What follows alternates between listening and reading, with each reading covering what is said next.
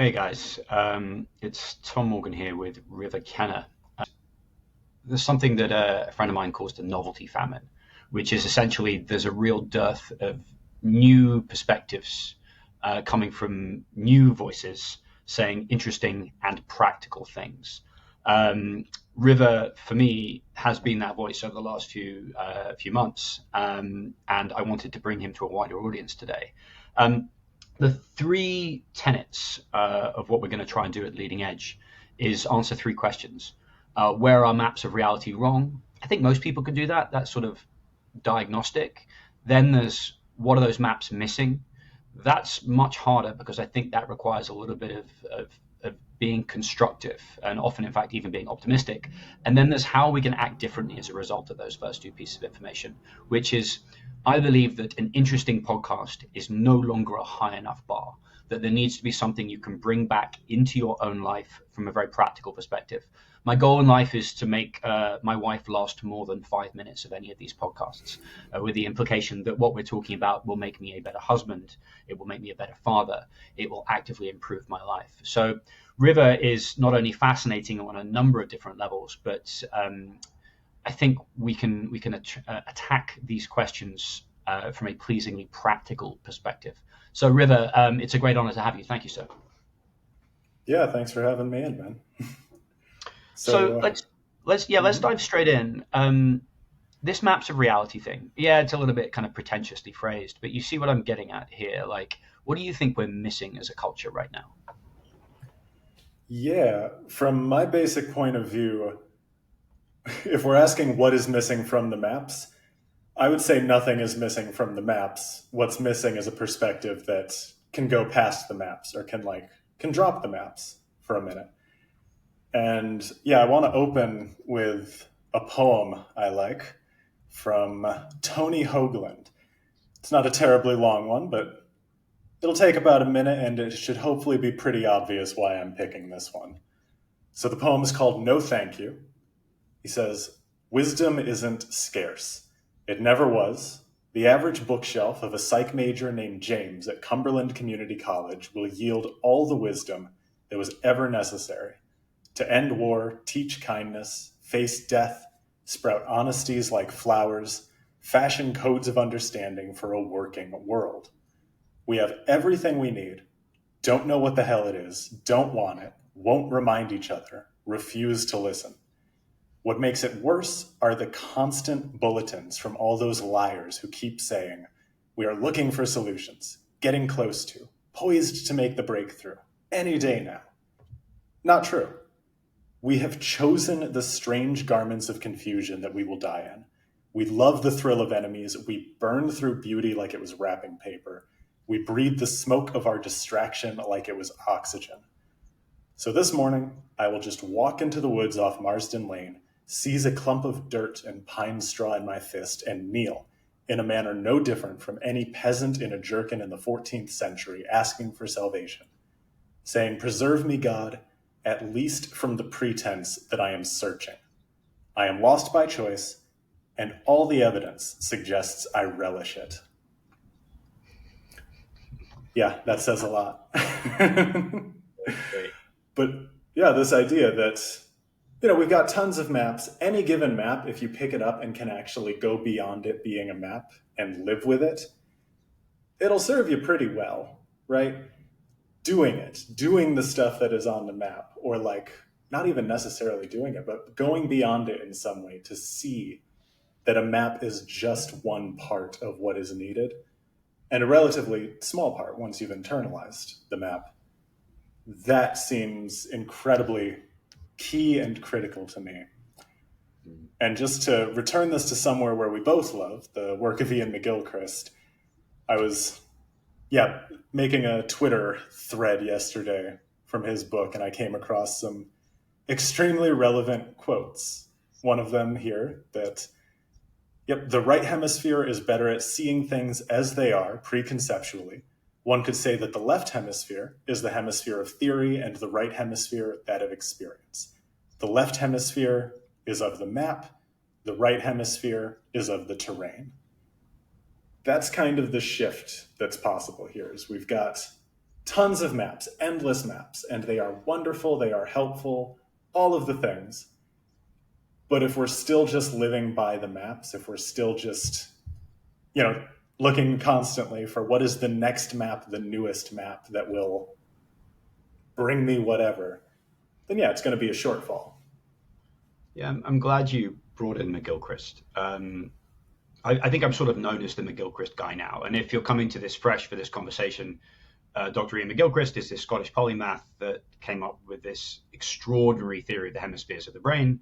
In short, the left hemisphere is linear, logical, and narrowly focused, and the right hemisphere is emotional, somatic, and largely nonverbal. And he thinks the brain is lateralized. Well, our culture is lateralized towards the left hemisphere of the brain, which is contributing to a vast number of our problems of disconnection.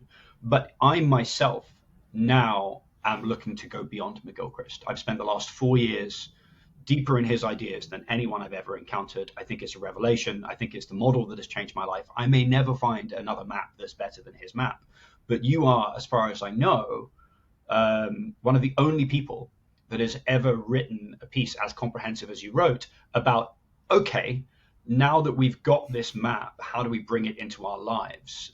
So maybe talk a little bit about that. Yeah, there's a lot to say there.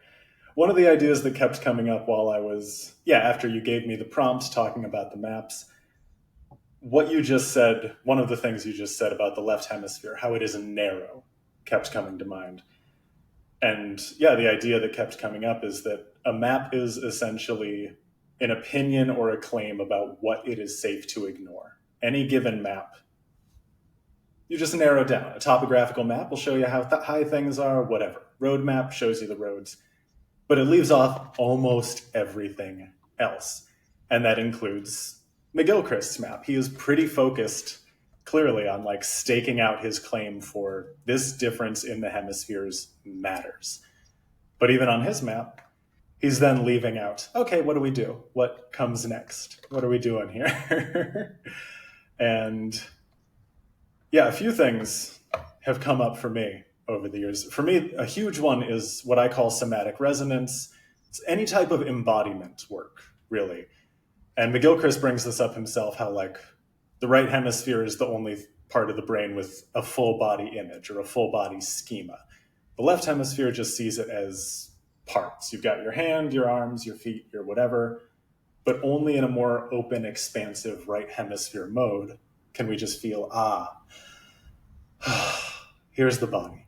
All of it is me. All of it is this body.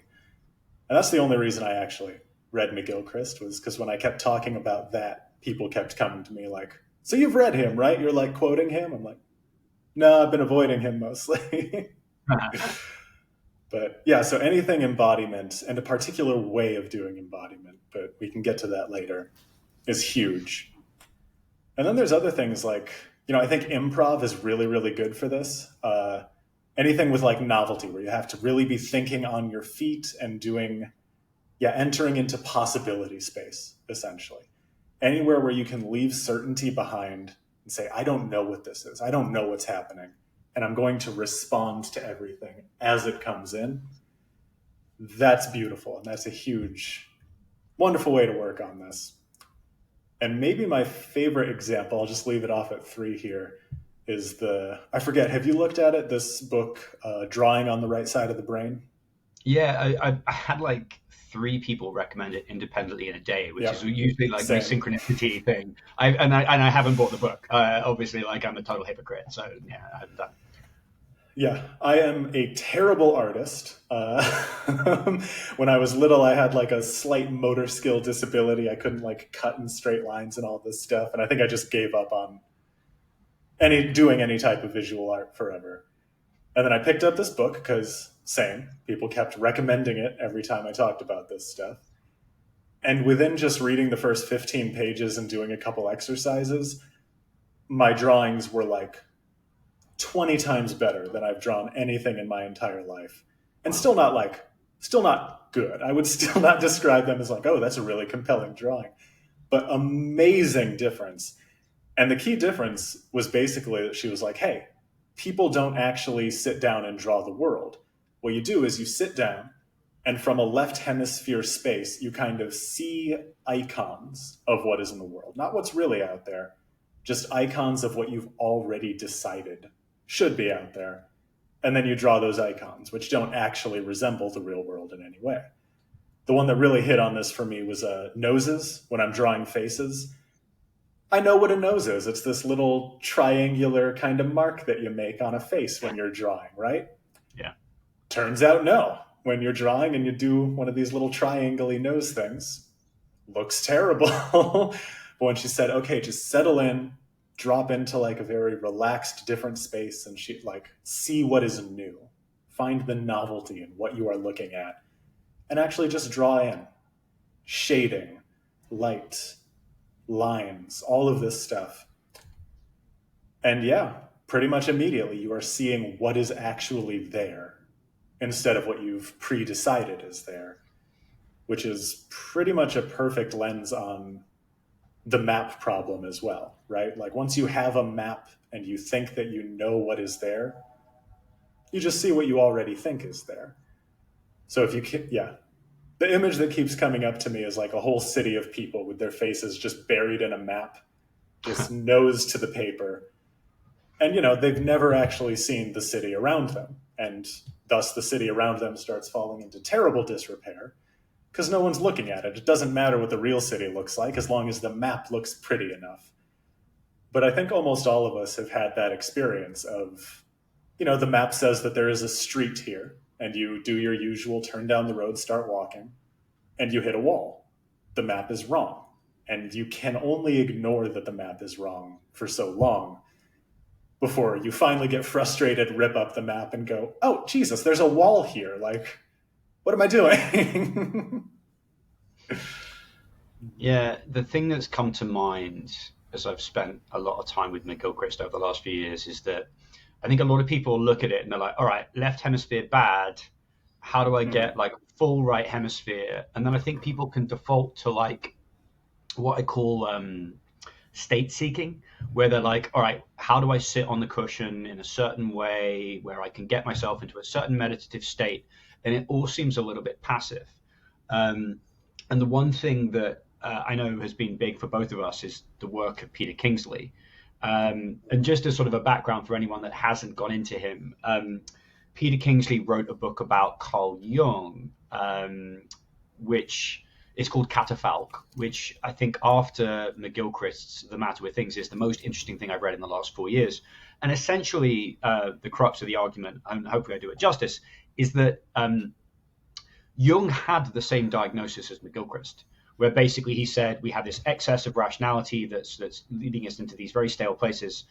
We need to surrender to the divine will, and we do that through this process of individuation. But all of those words to a modern audience are like divine will, the sacred. It's all like kryptonite to any kind of rationalist person. Mm-hmm. And so Jung came back with this sort of sense of prophecy, but he knew it needed to be couched in science. And the thing that I found really interesting about Peter Kingsley was he was like, actually, there was a mystical tradition at the heart of Western culture. Like when I think about spirituality, I basically think about Eastern culture. And I think about this sitting on the cushion stuff of like, how do I meditate myself to enlightenment? And he's like, no, there was actually this practice that was seeded in this fascinating way by a Mongolian shaman into Western culture. And I was like, wow, this is this thing I've kind of never heard of, which seems like this deep mystery that only comes out in all these other places. And there's this idea that he keeps talking about, which is metis, which is something you've written about. You've written some fantastic pieces about. But metis strikes me as this balance between narrow left hemispheric awareness and this broad right hemispheric awareness, in terms of that being kind of the optimal cognitive function. Am I understanding it the right way, in your opinion? Yeah, there's a really, really key point that, crazy important to make here about the left hemisphere and right hemisphere. When you start talking about this with people who have not really read McGilchrist, you get a lot of the like, oh, going right hemisphere is the same mistake as going left hemisphere, basically. You need both. And that is A, true, but B, one of the key pieces that McGilchrist brings up over and over again. and that I weirdly don't see talked about from people talking about his work, I only see it in his work, is that this is the key differentiating feature between the left and right hemispheres. The left hemisphere thinks it can do everything alone and wants to block out the contributions of the right hemisphere. I mean, part of it is what you just said, like these words like sacredness and holistic and all these things, kryptonite to the modern mind. That is partly because of left hemisphere capture. We think that we can do everything in the world by spreadsheets and rational ideation and just leave behind anything to do with, intuition, instinct, all of these faster things. And yeah, that's what the left hemisphere is like. It thinks it can do everything alone. The right hemisphere critically knows its limitations and wants to include the left hemisphere in everything. And yes, this is why I think metis is so important. I pulled up a passage from Peter Kingsley, how he describes metis. And yeah, if we've talked about left and right hemisphere here, where left is very narrowed, rational, logical, etc., and right is more open, broad, and seeing possibility rather than certainty. Kingsley says, metis is a particular quality of intense alertness that can be effortlessly aware of everything at once. It feels, listens, watches, can even be aware at the same time of every thought drifting into and out of consciousness. It misses nothing.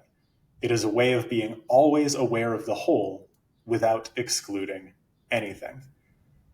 And that right there just ties up everything, man. Like if I'm saying that a map is a choice about what to ignore and that's a left hemisphere narrowing activity, then the superpower here is to be able to choose what to ignore and narrow down to what is on this map without ever losing track of the space around it, your life around it, the 1,000 other things that are in your awareness at any given time. You don't collapse down to just, this is the map. You can open up to, oh God, there's everything here, including the map. And yeah, that's the whole game. You wrote this beautiful piece that I'd point listeners to, where you talked about driving a bicycle through Vietnam. And funny enough, I used to live in Vietnam too. And there's this intuitive sense that you get really fast of the distance you need to keep from the other bicycles and the flow of the traffic. And you watch tourists step out into the road like rabbits in the headlights and get nearly hit by bikes, like who lack this kind of intuitive sense. But like, as I'm listening to you speak, my perpetually irritating left hemisphere is like, great, how do I do metis? Right? And like, how do you think about that? Yeah, there's a few things here. One of them is that metis is by necessity specialized, essentially. Like, yeah, in one of my articles, that same article, I talk about Polynesian wayfinders and how they have metis of being aware of everything and focused at the same time. If you take a Polynesian wayfinder, they may have incredible superhuman metis at the task of wayfinding. You put them on a basketball court and expect them to have basketball metis. It's not going to happen, right? So it globalizes to a certain degree, and this is also a somatic resonance thing. Once you can find what that space feels like, you're able to drop into it about more and more things, which makes it faster to develop the skill to get the metis and other things. But there is just this very intuitive right hemisphere space that you kind of got to drop into, and you got to find your inroad into it. And once you have that, you know what you're looking for, and it's much easier to find everywhere else.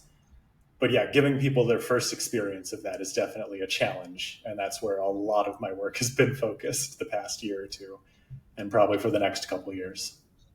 Yeah, well, how do you do that? Is somatic resonance the way that you do it? Like, how do we think about that in like practicalities of our lives? Yeah, so I'm going to give two or three short examples here. Each of these work for like maybe 60% of people. There's a bunch of these that you can kind of just keep trying and like narrowing the room down to like, okay, that half of the room got it. Now let's try this other one for these guys. But one of them is just 2 ways a body scan feels. And if you've ever done body scanning, it's essentially a meditative way of just, feeling your body, moving from your feet up to your calves, your knees, and just feeling what is there. And I've got a longer video on this, but for a short version, if you're listening, just try to feel your feet for a moment right now. What is it like? What's the experience of your feet? And moving up into your ankles. As you breathe in, breathe out, what's up with the ankles? And the awareness keeps going up into the calves, just aware of it. And taking a quick pause here to notice. There's two ways that we can scan our body when we're doing this. One of them, by far the most common, is basically that you are up in your head, behind your eyes, kind of shining a spotlight on your feet, your ankles, your calves. The me is in the head, reaching out down to the body to check in, kind of manager style, on these parts of the body. The second way that this can feel is like the me in the head is just kind of not really involved, but that the feet are becoming aware of themselves, and awareness that was already in the feet is just kind of blooming and getting a little louder. The awareness that was already in the ankles, blooming, getting a little brighter, a little more awareness. And that is one of the key differences. If this is doing something and you want to keep practicing it, I have a YouTube video we can put in the notes. But this is one of the key somatic differences, is if you can go from having a me in the head who's reaching out and checking in on the body part by part, to finding this experience of, oh, there was awareness in my feet before I ever thought to check on it. Just let that awareness bloom, get itself a little louder, a little brighter, and keep following that all through the body until the whole body can just be aware of itself instead of, quote unquote, you being aware of your body, right? It seems so powerful, because that actually also in itself seems like this inversion that McGilchrist talks about a lot, which is the right hemisphere needs to be in charge of the left. Whereas if it's like your left hemisphere awareness, like shining the spotlight around your body, it's still kind of in control. And trying to invert that, where it's like your body's just aware of itself, is very, very challenging. I try and only talk about stuff that I've done and found effective. And one of the things that I did do and find very effective was something called The Elevator Shaft by this gentleman called Philip Shepherd.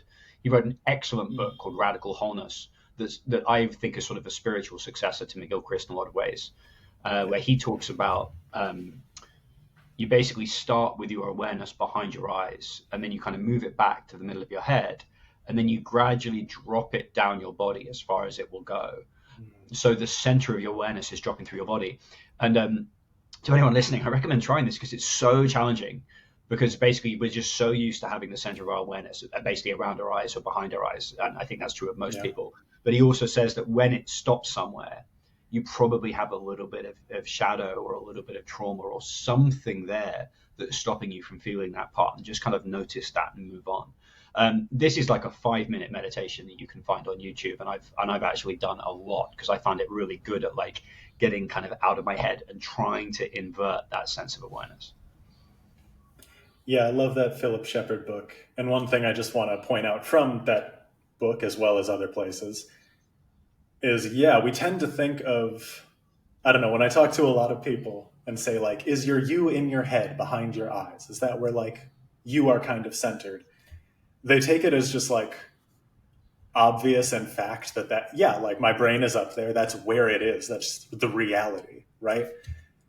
But one thing that Shepherd points out in that book several times is that even that is very, very culturally constructed. If you go to a lot of different, other cultures, especially more ancient ones, nowadays it's pretty much everyone is in the head, but older cultures, tribal cultures, if you ask, where in the body are you?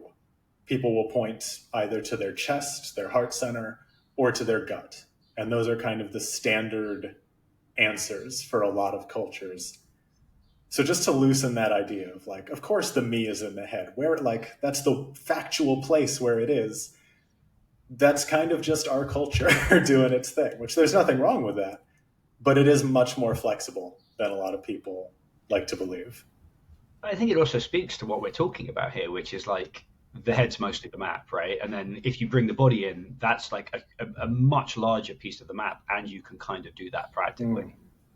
There's an Yeah. idea that came out of Kingsley that really hit me incredibly hard, which is I used to be kind of into the idea of flow as performance enhancement, that you get Mm. into this state of metis and it makes you a better tennis player, or I love Brazilian jiu-jitsu, and there's a great interview with Kingsley, and he doesn't do very many in 2011, where he basically talks about how in other cultures people intrinsically understood that spirituality was not for the purpose of climbing some kind of individual hierarchy of enlightenment. It was for the service of the community that you lived in, and that the process of shamanic initiation was so utterly horrific that no one would have voluntarily undergone it Yeah. unless they knew what they were getting into in advance. And so something that's really changed my perspective on the world is that something that helps you manage sort of this existential crisis that a lot of us are living in is the idea of flow in service of something, where it's sort of the left hemispheric skills in service of something meaningful in the right. And for me, that ended up being my left hemispheric, analytical insight selection synthesis tools in service that I've acquired on Wall Street in service of ideas that were really meaningful to me, which is the kind of stuff that we're talking about now. Um, so, and complexity science calls this differentiation integration, which I'm not going to go into now, but you become the most river that you can while still being integrated into the environment in general. And Mm-hmm. I think a lot of people that I talk to about this, they're like, okay, I can kind of conceptually understand this metis thing. I can kind of understand this state of flow because I've had it on a ski slope. I've had it riding my bicycle. Like it's an incredibly meaningful, intrinsically enjoyable state. But what I think is really, really, really hard for people to understand is this idea of integration, which is, can you find this flow that is in service of something? The way that I've pointed to most, because it's the thing that's shown up in my own life, is that when you are doing this thing in a meaningful way, synchronicity shows up in your life, which is a cluster of meaningful coincidences or just the feedback from your environment that shows you going in the right direction. I appreciate this is like the world's hardest question, but are the ways that you think about that either resonates with what I'm saying or doesn't? Yeah, there's a lot there. I mean, I think it is, yeah, it's a difficult transition here because on the one hand, you kind of need a sales pitch to get people to care about this at all. Like, why should they care and start diving in? And what I have found, is that like there's enough good stuff that people feel drawn in pretty much anywhere. If you start talking about like this sense of flow and this sense of being directly in the current, moving with the current of what wants to happen. There's this beautiful way that, again, McGilchrist phrased it, where when you're playing music at a certain degree, like it becomes not so much the sense that you are playing music, but that the music is playing you as much as you're playing it. There's this back and forth. And it's like that with everything. And I think people can see it on your face if you've like experienced it. And there's something in everyone that just goes, I gotta have that. I gotta see that. I gotta experience that and drop into that flow and find it in more places. And in my experience, and this is partly just due to like the type of people that I work with, probably, but if you can get people into that, things start to take their natural course. Where at first they're doing it for like optimizy reasons of, I can de-stress and get higher optimized performance at X, Y, and Z. But if they keep going, keep following it, keep dropping into it, and you can encourage them to keep doing that, eventually, yeah, like they just find their way towards, whether they would phrase it this way or not, essentially devotional practice, where there is something that they are doing it. And they might not even have like words or concepts for what exactly it is, but it's just for the sake of something outside of themselves, not quite for the optimization anymore, but just because they can. I mean, yeah, back to the flow metaphor, like the flow is just taken over and it's just so good that they know it's going somewhere good. Right. Well, But because yeah. there's this Rough idea. transition sometimes. Well, there's this idea that like, so I gave a presentation to an investment bank who wanted to sort of get into the how do I become more right hemispheric angle for the building of investment intuition, Hmm. and something I said to them is here is a list of practices, including like right hemispheric drawing and emotional granularity and somatic resonance. These are all things that are on a menu for you, but it's a very left hemispheric thing to be like, all right, which items can I Yep. select off a menu out of context and basically utilize to make me something more X, right? And so, like, how do you think about it differently? Which is, you think about it in sort of this right hemispheric way, which is like, all right, which dynamic set of practices can I integrate into my life such that my life becomes more pleasant, right? So for me, it's Hmm. Brazilian Jiu Jitsu, DJing, and I get a massage once a week. Like, these are all things that I would do for intrinsic enjoyment, but they have very, very significant quote unquote right hemispheric benefits for me. And John Bavecki, who I take as to be one of the world's premier experts on wisdom itself, he talks about this idea of an ecology of practices where Yeah. he has an embodiment practice, a meditative practice, and a contemplative practice. You can pick anything, any combination of those. That those are just his desired combinations. Where it's like, okay, all of these things support each other, so that if something breaks or something stops working, the other thing can step in and fill the gap. Or if I get injured in jujitsu, I'll still have the DJing. Or my DJ decks break, I'll still have the jujitsu. That you become this Yep. resilient person that lives in a much more right hemispheric way, rather than someone that's always looking for the next hot tool and technique that they can utilize. Yeah, absolutely. Yeah, that's the basic idea behind the next like course and community offering that I'm putting up is a deep aliveness. And yeah, it's connected to that idea of like, how do you give someone their first experience of this space, this flow, this right hemispheric mode of being? And different things work for different people. So like my community is organized into body, heart, mind, soul awareness. And the idea is, yeah, like if we go through body and nothing in embodiment like clicks for you, it maybe feels relaxing and fine, but it doesn't make this shift.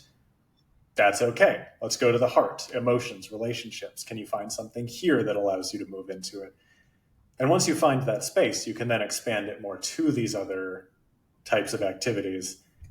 And yeah, it creates this ecology. And that is one of my favorite things is that I really try to keep things off the cushion as much as possible. Where if your embodiment practice doesn't need to be you sitting cross legged on the floor, feeling into your hips for 60 minutes every morning, it can be going to your jujitsu class and just taking time before, after, and at whatever points become available during to kind of check in on like, okay, what is my headspace at right now? What is my being space at right now? Am I kind of stuck in my rumination, looping thoughts, ideas about how to do this better, really hyper competitive, I must be the best?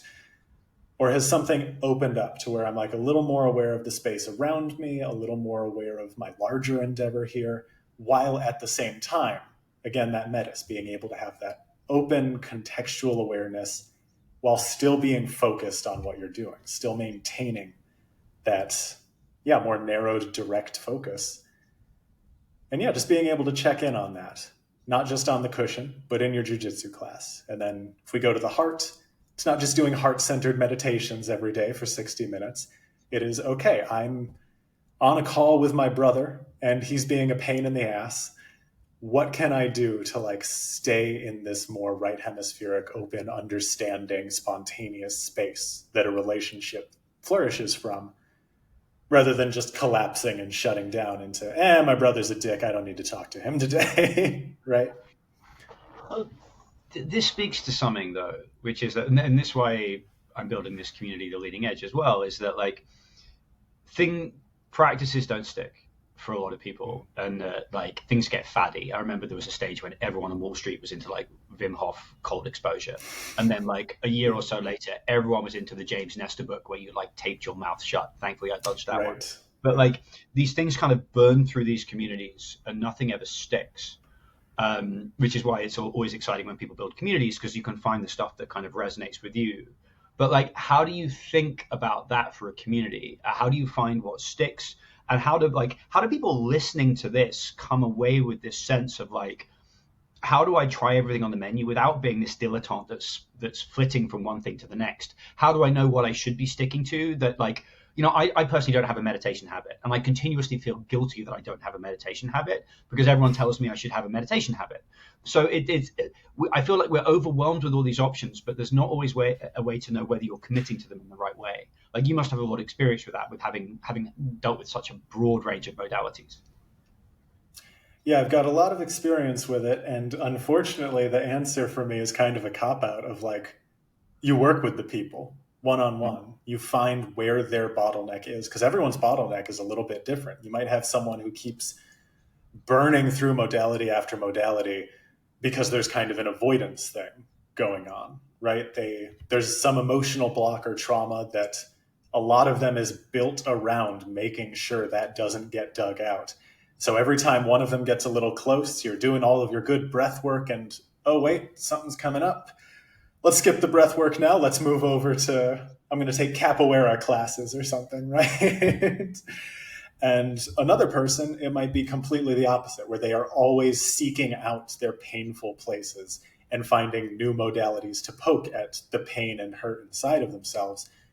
And they're unable to find like the space around that where it's fine. Like, I am still a wounded person. We all have a bunch of wounds that we just carry around with us. And for me, a huge part of quote unquote healing or whatever we're doing is that I now just have so much space around those, and so much, like, they are just contained in a much larger being space for me, that they're not that big of a deal, you know?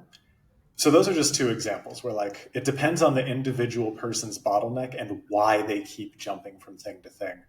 But the overall, what I would say like overall is what like criticisms have you gotten throughout your life over and over again where it seems like people are seeing something in you that you don't want to see in yourself? Incorporate that in. If you know that you're a really avoidant person, incorporate that and be like, okay, what am I trying to avoid? I probably already know it. I just have to like find the courage and integrity to say it out loud to myself, right? And then from there, things will start becoming clearer what to do. And there was one more thing I was going to say. What was it? Oh yeah, the other one is just kind of what you said earlier of like, what's pleasant? Like what feels nice? If you find something that just feels nice and seems to be good in your life, don't worry about optimizing it. Don't worry about cranking it to 11 and going hard. Don't worry about mastering it so that you can add in these 5 other things. Just do it because it's nice, because it's fun. I did tons of meditation before finding Reggie Ray's somatic descent stuff. And the only reason I stopped on somatic descent was because it basically cured the voice in my head. I had a constant looping, hateful inner monologue for most of my life. It would like keep me up at night. I couldn't sleep because my brain was just going, go, go, go, go, go, go, go, go. And then a few months of Reggie Ray's somatic descent practice, that voice disappeared. It is now 100% optional whether I go around with a voice in my head or not. And it's great. So just stay with it because it's nice. That is so powerful. Yeah, I used to have a relentlessly hostile inner monologue. In fact, it spent they're 2 so years bad. trying to kill me. When I was like psychotically depressed, the only thing I could hear was that I was effectively a worthless human being. And my way around it now has been that I deploy that voice towards something it really enjoys, which is sort of this flow of service that like I love thinking about all these, abstract ideas and combining them into pieces. And so the expression I always think of is that like if you have a hunting dog and you don't give it a job, it'll find one. Which is if you have like a beagle in your apartment in Manhattan, it's going to tear it to pieces unless you walk it 6 times a day. And I've got this wildly overactive intellect, and so giving it a job it really enjoys is great. But you have to give it a job that's kind of in service of something that feels meaningful. Otherwise, eventually that dissonance is going to eat your soul. Yes. Yeah. That was exactly the same for me. Like my whole life, I would just give it books and learning and stuff to chew on. And that worked and it was fine. And I got straight A's all through school because I couldn't stop feeding it. So I knew all of the test material. Yay. But then once I got out of college and it was less of like I was burned out on the constant archival research and time in the libraries and classes and writing and all this stuff. So I quit for a while, moved to Korea, and yeah, in very, very short order, that voice spent all of his time chewing on me instead of books and everything.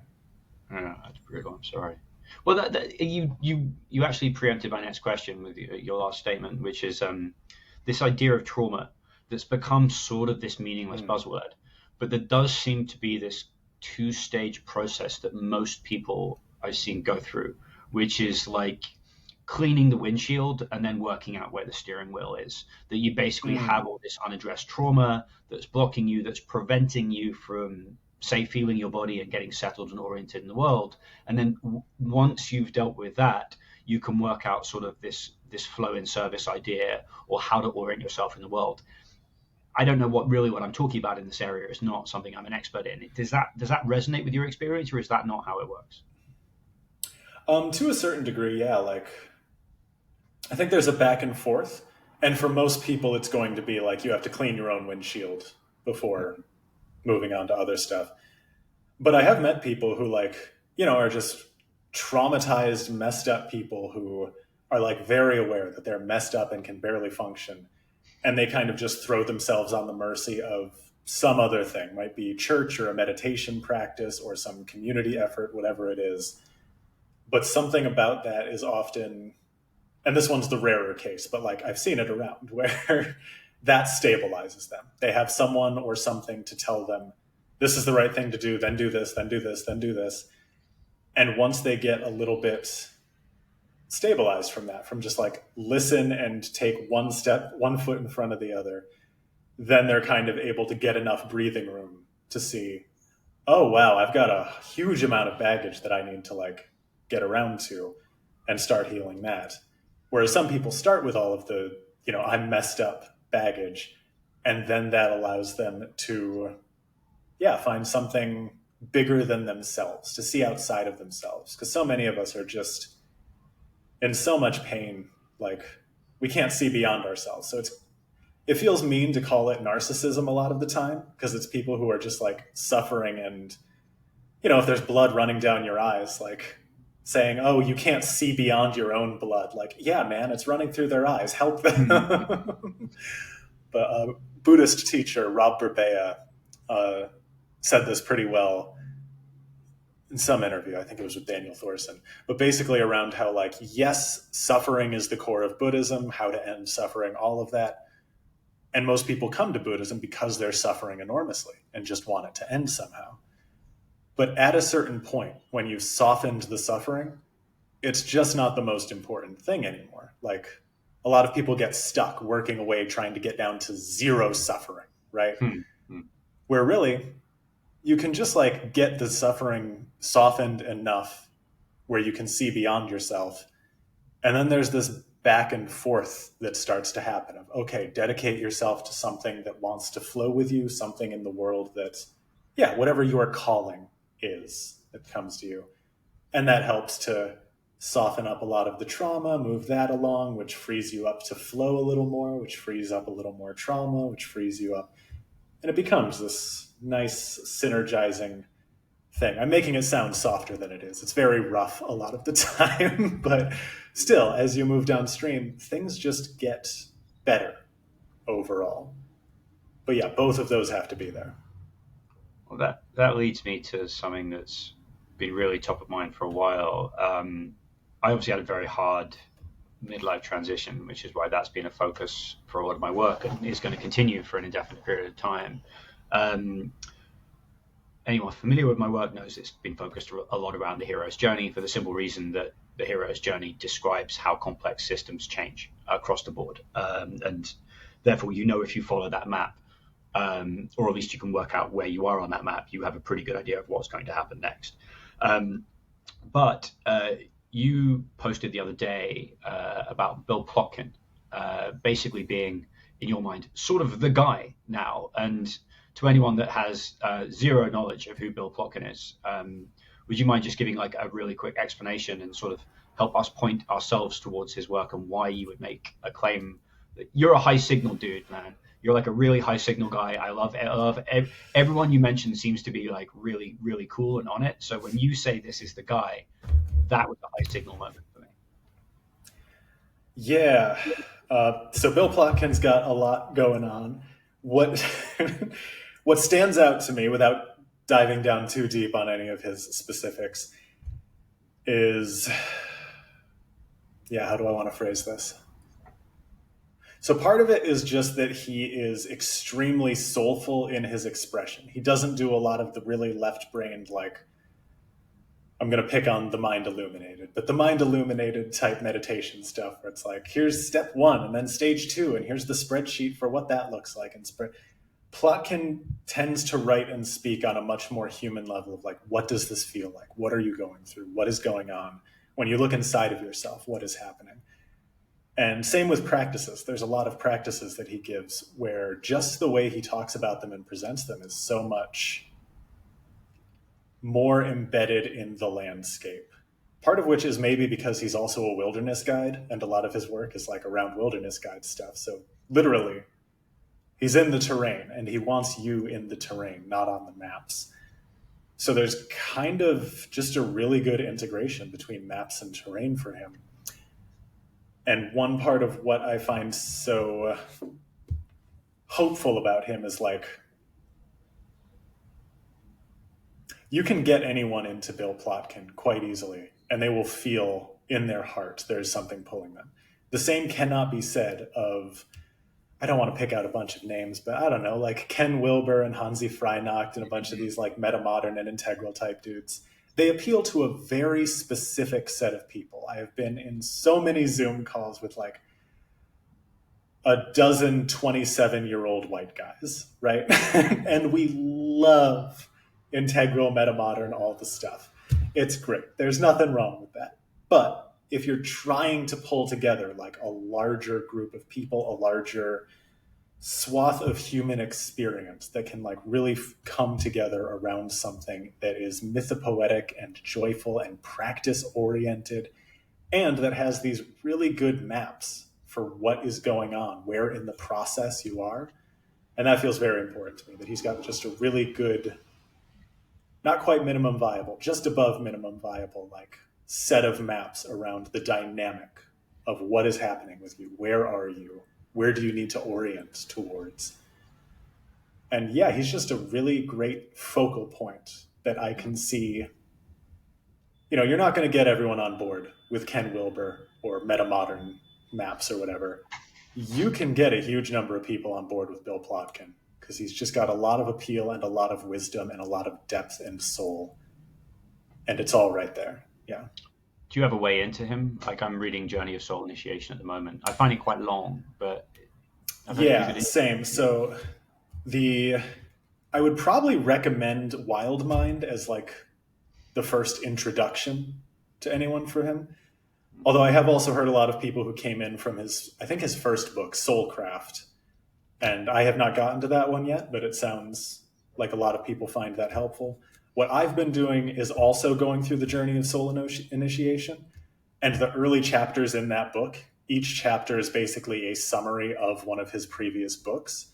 So what I've been doing is read the Journey of Soul Initiation, go through the chapter that is a summary of nature and the human soul, and then go back and actually read Nature and the Human Soul, and then come back and reread the summary chapter. And then on to the next chapter, which is a summary of Wild Mind, go back and actually read Wild Mind. So I'm definitely taking the long way around, but it does seem helpful integration-wise to like just see the repetition of these models again and again, and his descriptions of them as they've changed over the years seems very deep and helpful to me, but it is also very much the long way around. While you've been doing this, has there been anything that's dropped out of it that you found kind of unusually insightful or that you think is being missed by everyone else? I'm not sure how much your audience is into IFS, internal family systems, but for people let's explain for 30 seconds what IFS is, just for new readers, and then yeah, the core idea of IFS is like you are not a single person. There's a bunch of little micro personalities inside of you, and they often fight each other and mess each other up. And we know this intuitively. Like we will just say sometimes, oh, you know, one part of me wants to have this ice cream cake. The other part of me remembers that I have like soccer tonight with the boys, and I'm going to throw up if I have this. And yeah, there's dozens of things like that. Just one part of me knows this, one part of me says this. And those parts are often in conflict, fighting, etc. IFS is a way of kind of diving in and interacting with those different parts. And Bill Plotkin has a really good map for and this is what basically the entire Wild Mind book is about, is a map that maps on really well to the IFS stuff, while also addressing and filling in what I see as some of the major shortcomings of IFS. But yeah, basically kind of a loose typology of the types of personalities inside of you, how they interact, what their relationships are, what they look like when they're healthy, what they look like when they're unhealthy, how they affect your life. Yeah, that seems immensely helpful. If anyone's into IFS, go for the Plotkin. The IFS stuff is not something I have direct experience with, or although I did something similar, which is called like constellation work, or at least I found it similar. Yeah. But what it does seem to me is that, like, as someone who's looking across all of these practices all the time from like a relatively agnostic perspective, and I feel like you do that as well, right? You're just like, all right, guys, like, for want of being like too left hemisphere, like what works and what doesn't work. And I appreciate works is like a wildly arbitrary thing, but like I did not have a good experience with psychiatry. So like I know what's going next, right? And I feel that like IFS is emerging as one of those things that seems to be producing very good results. I don't know whether that's been what you think as well. Yeah, I think it's a really excellent starting point, but it does miss a couple of key things, or like they'll talk about some of these other points in some of the books, but they don't get expressed when people are just like talking about them or just doing their practice on their own. One example I'll just give to ground this is there's an older shamanic practice called soul retrieval that IFS is basically just like, not a watered down version of, but like a more modern centric version of soul retrieval, basically. And to vastly oversimplify it, it's kind of finding these missing or like divided parts of yourself, again, back to these parts, and welcoming them back home, reintegrating them, finding in yourself where they can dissolve and make you, make you, essentially. You can become whole again instead of having all of these split off warring parts. And what I see happen again and again and again and again and again with IFS is there's a tendency to reify the parts of yourself where, I've talked to people who've been doing IFS for 5-6 years, and they're still talking about like a council of selves, basically, these several different selves or like parts of themselves that are internal to them that are still kind of hashing things out and talking and having different impulses. And coming from a soul retrieval perspective, that seems like a warning sign to me of like, okay, if it's been this long, some of those same parts should not still be present. They should have reintegrated by now. And yeah, basically IFS seems much more like it makes peace among the parts, but isn't great at reintegrating them for a lot of people. And I know that it can do that. Just in practice, I see a lot of people not doing that final step. That's super interesting, because I had to put in the standard caveat that his current direction isn't exactly where I would have wished he went. But Jordan Peterson's Jacob's Ladder lecture is like, it's probably the best single lecture I've ever heard. And in it, he talks about this idea from Jung, where like you do have this multiplicity of parts in your psyche in the same way that we have like this multiplicity of parts in our society. But the idea is that you need to have everyone pulling together for this transcendent goal at the top of the pyramid. And when that happens, you kind of integrate around this one idea where everyone's like, well, I'm on board with that because that's great. And that's been my experience in my own life in a very practical sense, which is like, I have this kind of disembodied intellect that loves doing its thing, but I've pulled it along in service of something, which is, kind of this right hemispheric awareness of where I sit in the world.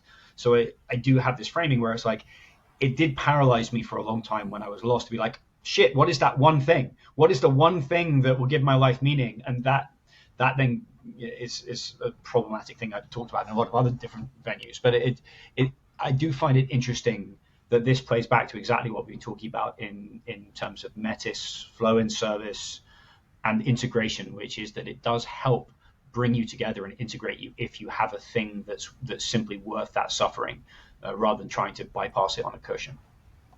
Yeah, absolutely. I am increasingly of the opinion that like devotional practice of some sort is kind of the whole thing, and everything else falls into place if you can go from there. But most people are not actually ready or able to start with devotional practice. You kind of have to do a bunch of other stuff and then realize what you are devoted to and organize your life in service to that. Explain to me what that is, if you can. Yeah, I don't want to get too in the weeds on this because it does get more towards the just like mysticky, sacred, what gods do you belong to type of thing. Yeah. But actually, yeah, that's a good inroad. There's a phrase that I have used because it expresses poetically this idea fairly well of like, you don't get to choose what gods you belong to any more than like an acorn gets to choose to become a rose bush, right? It can't just decide, I'm going to be roses instead of an oak. Can't really do it. And there's this pretty ancient idea of like that the gods left pieces of themselves in each of us. And if we kind of, filter through the gods as some set of like poetically expressed human values that are larger than yourself, everyone kind of has different values that not just that they choose in their life, but that seem to be built into them in some way, shape, or form. For me, authenticity is a huge one. Like since I was young, I have been unwilling to do a lot of things that people wanted me to do, that everyone else was doing, etc., because they did not feel like me. They did not feel authentic to what wanted to come out of me. And everyone else was just like, what's the big deal? Mm-hmm. But then other people, you look at them and like, this is one place where comparison is actually helpful of like, what are the things that other people seem enormously driven by deep down in their soul, like something that they cannot choose to just opt out of, and do those same things drive you? A lot of the time, no. Some people have to live by truth and honesty. And for some people, it's better and kinder to lie sometimes. Like your relationships go better if you aren't 100% truthful. But some people struggle with that, and like any kind of lie just won't do it for them. Or what's one more value to round out the examples here? I mean, yeah, let's go with relationships. For some people, that is just a thing that from the time they are young, their friendships, their family, having love and connection and people around them, that's the main thing in their life. And they cannot just choose. Oh yeah, I just watched your video again the other day of like, can you choose what to be interested in? Can you consciously make a decision? I want to be interested in this. And this is the same, like on a soul level. You can't choose, quote unquote, what gods you belong to, what values want to come out of you. So devotional practice to me is essentially that, of like, once you realize the gods you belong to, the values that you have to express, the mythopoetic currents that are just in your DNA, right? How do you lean into that? How do you find your way to like be in service to that and live a good life, right? Yeah, there's this elephant in the room all the time with all of these discussions that drives me mad, which is language. Which is that we don't have the language for this yet. The futurist Kevin Kelly was like, if you can't describe what you're doing for a living, that might be a good thing because you're on the edge, right? Why I called this the leading edge, right? Like there aren't words for these things yet. And the moment you use the word God or the universe or cosmos or emergence or the sacred or divine, we don't have words for it. And someone's going to get turned off by something that you use. And a lot of what I'm trying to do is trying to distill the stuff to the signal without losing the noise. One of the ways that Bill Plotkin puts this, which I feel like gives me a little bit more comfort, is this idea of finding your ecological niche. Like everyone knows what that means. Everyone knows that you don't have I think most people know that you don't have full control of what your niche is.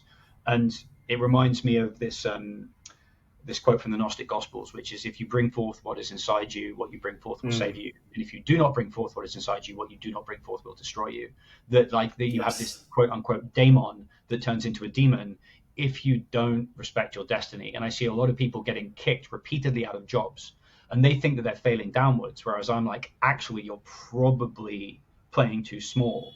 And one of the more interesting ideas that I've come across to make this maybe practical, maybe a bit more practical for people, is something from Scott Britton, where he talks about the miraculous responsive reality, where it's like reality is just constantly giving you cues. And I think if you bring this kind of broad metis-like awareness to it, like you can be as woo or not woo about this idea as you want, but you're constantly getting cues from reality as to what you should be doing. And you don't have to be on a cushion, which is like, is this causing dissonance with me? Is this pattern recurring over and over again? And then you just notice when that's really doing a disservice to you, and you try and address that. And I feel like that sounds like simultaneously really obvious and really profound. Yeah, it's one of those. Yeah. With this idea, to me, it always seems like it goes one step further than any given person thinks it does, which then allows you to stretch to like taking one step further seriously. Like, yeah, a lot. You've talked about synchronicity a fair bit. Yeah. And I feel like I've talked to a lot of people who have trouble taking that idea seriously of like, the world is responsive, like maybe, kind of, not really, whatever. But if you can, yeah, just kind of explain like, okay, if you keep this broad metis-like awareness, can you notice, even just in your own body or like the space around you, how it feels as you go through the day? Like the way that it literally feels, what you are doing moment to moment. They can start to notice like, oh yeah, my stomach tightens up when I talk to this person. I was feeling like I kept holding my shoulders high and tense when this thing happened. And if you can get them to go like, okay, now one level further, what might you think is like one level beyond that is maybe possible, but you don't exactly think is possible. And if they can like stretch to that, like, okay, so maybe the world around me isn't directly responsive, but my interpretation of it is, so I can still treat the world as if it's responsive to me. And my own response will just like, zero out the interference there. So I was thinking of this particular thing, and then a car drove by and honked, interrupting my train of thought. That means that I should drop that train of thought, not because the universe is sending cars to honk at me, but because my consciousness reacted to that by dropping the thought. So it was clearly looking for an excuse to drop the thought. Cool. And then from there, another step further, another half step. And I'm like 20 steps down the road at this point, and it still keeps working. So, Well, I'll just share a pretty wild synchronicity with you from a couple of weeks ago. A gentleman heard me on a finance podcast talking about my kind of my spiritual crisis. He reached out to me and we had a conversation on a Monday morning. And then he recommended a book to me. And then the next Zoom call, the guy recommended the same book. And then the next day, I was invited to a dinner.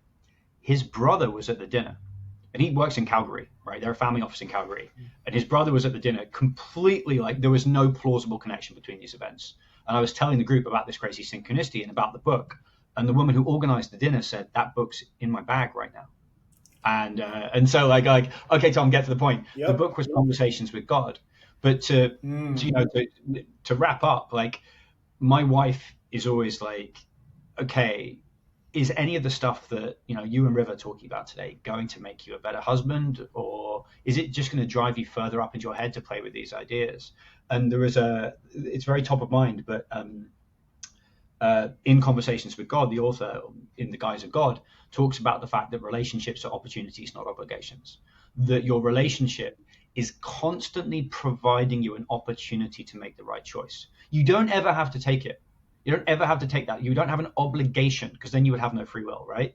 But you have this opportunity to notice the things that your relationships are throwing up, either with the world, but also just with your husband or with your wife. And you have the opportunity as to how you respond to that, and then whether you address that response. Because in my dear friend Mona Sobhani, she talked about how like your psychedelic and spiritual integration will be reflected in the quality of your relationships. And I think that really hits like a lot of guys my age really, really hard, because they're like, shit, I can't just play around with these ideas. Like if my wife still hates me, how effective am I at doing that? And I feel like a lot of guru figures, like one of the things I've learned over the last few years the hard way is that when I adopt a guru figure, I want to look at their relationships to the extent they happen. Do they have families, right? How are they going through the world? or is it just this wild dissonance between what they say and what they do? And I don't say that as someone who has a great, the world's most perfect marriage or the world's most perfect relationship with my 2 young children, but I do understand that those relationships are now presenting me an opportunity, much in the way that you have this miraculous responsive reality idea. Yeah, that brings up. Yeah, I guess that just brings up a thing I'd like to kind of close with here, which is that when we do talk about like updating the maps and having like actionable things that we can take out of it instead of just getting lost in the maps that we're carrying and the ideas that we have and all of this stuff, one of the temptations and one of the things that automatically happens when we start talking about dropping the map, getting into the territory, not getting lost in the head, and going out into the world, taking things into your actual life and relationships. One thing that kind of automatically happens is like, you say, all right, the important thing is to put down the map and get out there. And then we internally just add a little section to the map that says, okay, at this point, important to drop map. Good, now I know that. And yeah, there's just kind of these leaps that you have to do. It reminds me of, I was in the Philippines one time and was doing like some cliff diving stuff. And for me, everyone else was like running off the cliff and jumping. And for me, I found the only thing that actually worked was I had to like stand myself right at the edge and then just do this like whole body heave before I could, like to surprise myself basically, where I couldn't recover from it and had to fall off the cliff. And there's a similar quality here where like, on the one hand, very natural to just add a little bit to the map in your head that says, all right, and then here's the mountain pass where you drop the map. And now we know that, so it's good. We don't have to think about it anymore.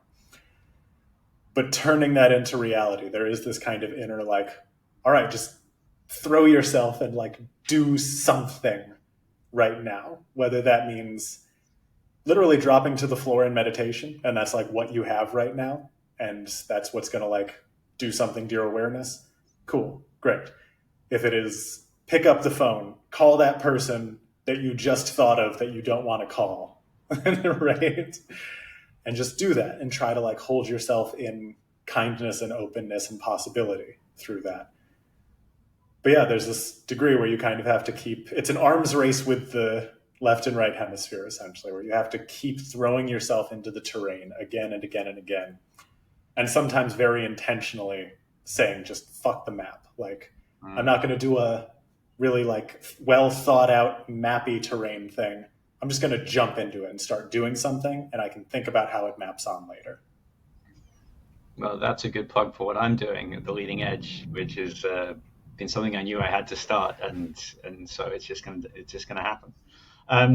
I do not endorse things I haven't done. I am a premium sub to River's writing, and it's spectacular. I think it's some of the best stuff out there. I've also bought his somatic resonance course. But River, now's your chance. Where can we find you?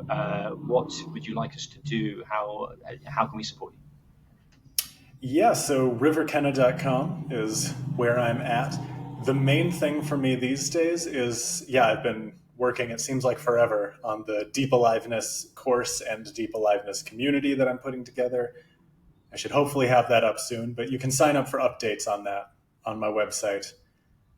Or by the somatic resonance or inner wayfinding courses that are already up. But Deep Aliveness is the thing that I'm really focused on, really excited about, and really just hoping to see some of you there, because I think it's going to be a good time. Well, we'll keep all the members of both of our communities up to speed with what's going on. River, I had high expectations for this, and it exceeded them. This was really wonderful. Thank you for giving us time. Yeah, thanks for having me, man. See ya.